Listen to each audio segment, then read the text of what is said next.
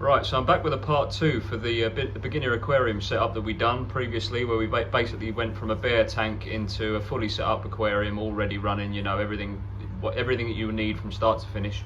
The eagle-eyed amongst you might notice that I've changed the filtration to a sponge filter. That's just because all the other filters I've got around me that are air driven are already sponge filters, so I thought I'd just add in that little sponge filter there. Makes life easier for me. But yeah, I've already used cycled media, so I've taken that sponge filter out of another tank. If you're starting with bone dry filtration, you've not taken it out of another tank, it's literally brand new from the shop. You'll be at this stage 1 or 2 weeks in, once everything's sort of started to establish in the tank. The plants are growing, you've got some biofilm on everything, something for the shrimp and the snails to feed on. Well, I'm at that stage now. Everything that I put in has come from other tanks, so I can add some shrimp and snails now. So yeah, I've got a little group of cherry shrimp and some ram's horn snails to add in. So yeah, let's add them into the tank and just sort of see a little bit of life in the tank rather than looking at a bare, basically just like a picture really with an air bubbler going. So at least we can add some life to the tank. I don't know if you can see very well what we've got in there, but we literally just got a small group of red cherry shrimp and about 3 ram's horn snails, pink ram's horn snails. So they'll soon multiply and make more. So let's add them into the tank.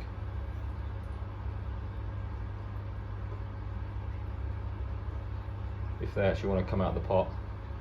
The snails aren't too sure, but they'll soon go in.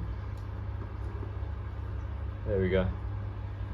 So there we go, not really added too much to the tank. I've literally added what, 6, 7, maybe 8 shrimp, mix of males and females, so they'll eventually multiply and make more. The ram's horn snails, they'll certainly make more, and they'll deal with some of the leaves that are dying back and starting to convert into this new aquarium, anything like that. Any biofilm that's starting to build up on the wood and the rocks, which there would already be some because they've come out of other tanks. So yeah, there's already bits and bobs for the shrimp and snails to feed on. I'm going to start feeding the tank just a little bit every other day, just a little bit of food, a little pinch of flake food, or any fish food will do, just a small amount, just something for the shrimp and snails to feed on should they run out of biofilm in the tank. But yeah, there we go, we've got the first little bit of life in the tank. This particular tank I might just keep as a shrimp only tank. I might add a few tiny little nano fish like some chili raspberry or something like that in the future, but for now it's going to stay as a shrimp and snail tank. But yeah, there we go.